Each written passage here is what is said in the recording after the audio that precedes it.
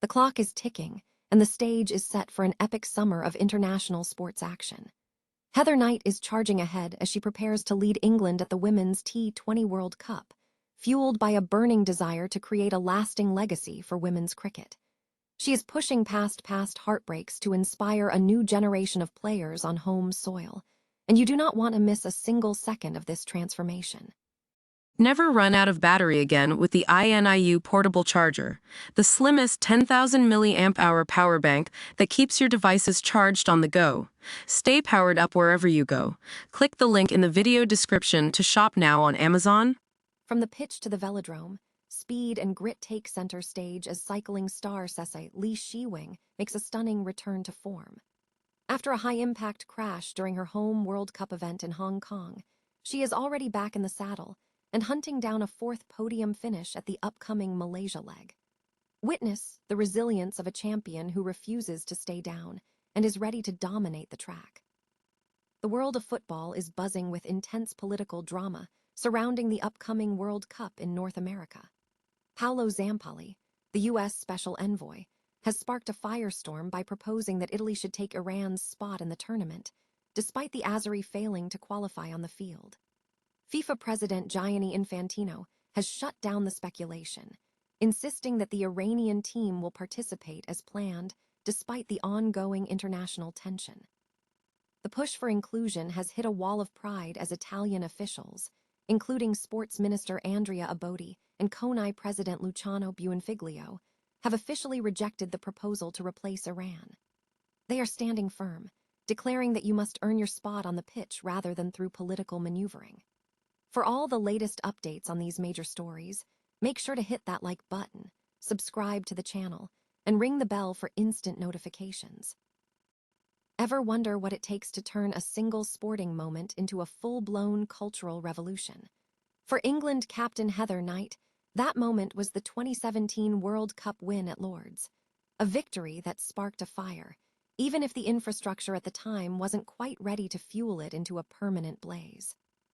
Now, with the 2026 T20 World Cup just 50 days away on home soil, Knight is back, and she's on a mission to ensure history doesn't just repeat itself, it evolves. Knight, a true veteran with 300 international appearances under her belt, doesn't mince words. She admits that back in 2017, the domestic setup simply didn't have the professional teeth to capitalize on their massive success. But look at the game today. With the rise of professional domestic structures and the massive influence of the 100, the landscape has completely shifted. It's no longer a novelty to see women dominating on the cricket pitch. It's the new normal. Yet, there's an elephant in the room. England hasn't lifted an ICC trophy since that magical year in 2017. They've tasted the heartbreak of finals and the sting of narrow semi-final exits. But Knight believes the recent overhaul of the county structure is the missing piece of the puzzle. She's banking on the idea that if you get the foundation right, if you fund it and structure it properly, success becomes inevitable rather than accidental. And it's not just about winning trophies, it's about the sheer momentum of hosting. The ECB is already reporting staggering numbers, with 24,000 women's fixtures held across the UK last year alone. That's the real legacy. As for Knight herself, she's done trying to guess if each tournament is her last. Instead, she's choosing to stay present, shedding the heavy pressure of the past to simply enjoy the game she loves. She's watched the Lionesses and the Red Roses thrive on home turf, and she knows exactly what's at stake here. It's more than just cricket. It's an invitation for a new generation to pick up a bat and dream big. If England can channel that home crowd energy, we might be witnessing the start of a golden era for women's cricket that lasts for decades to come. What do you think? Can England finally break their trophy drought this summer, or will the pressure of a home crowd be too much? Let me know in the comments below, and don't forget to hit that subscribe button for more deep dives into the world of cricket. After all, legacies aren't just built on the field, they're built by the fans watching from the stands. Ever wondered what it takes to bounce back when the world literally knocks you off your bike? Hong Kong cycling sensation Ceci Lee is proving exactly what grit looks like. Just days after a terrifying high-speed collision at the UCI Track World Cup on her home turf, she is already back in the saddle and ready to dominate the track in Malaysia this Friday. It is easy to look at a crash and see a setback, but her coach, Hervé Dagorn, is framing this as a massive learning curve. He actually admitted he was glad the accident happened, not because he likes seeing his star athlete tumble, but because it exposed a gap in her game. Having been away from top-tier international competition for over a year, Lee was still racing with an Asian circuit rhythm. At the World Cup level, the game moves at a frantic, split-second pace, and this wake-up call forced her to sharpen her decision-making under pressure. Now, she is heading to the final leg of the World Cup, hunting her 4th podium finish this season, having already secured impressive bronzes in Perth. It is an incredible story of resilience and tactical evolution. If you are inspired by Lee's bounce-back mentality, hit that subscribe button and let us know in the comments. What is the biggest obstacle you have ever overcome? Remember, sometimes it takes a fall to realize exactly how fast you are really capable of moving.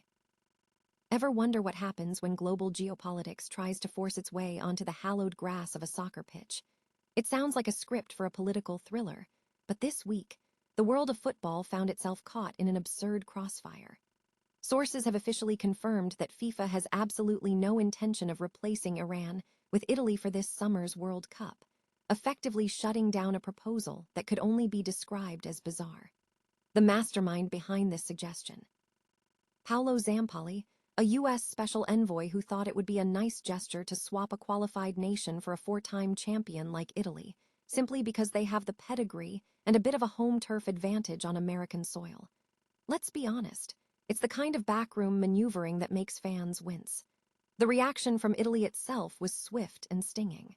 Italian officials weren't flattered, they were embarrassed. Even their own sports minister called the idea shameful, reiterating a fundamental truth of the sport. You earn your spot on the pitch, not through diplomatic favors or political seat-swapping. It is a refreshing stance, isn't it? To hear someone in power actually value the integrity of the game over a convenient political narrative. Naturally, the Iranian embassy didn't stay silent, firing back at what they labeled the moral bankruptcy of the United States, arguing that trying to strip 11 young athletes of their chance to play because of international tensions is a new low. FIFA President Gianni Infantino has maintained a firm line throughout this chaos. The Iranian team is coming for sure. He's hitting on a classic, if often ignored, pillar of sports, that the game should ideally transcend the friction of statecraft. But as we look toward a tournament hosted by the US, Canada, and Mexico, the lines between fair play and global power play are looking blurrier than ever. FIFA technically holds the sole discretion to replace teams if things go sideways, but exercising that power for political convenience would be an absolute disaster for the sport's credibility. So, where does this leave us?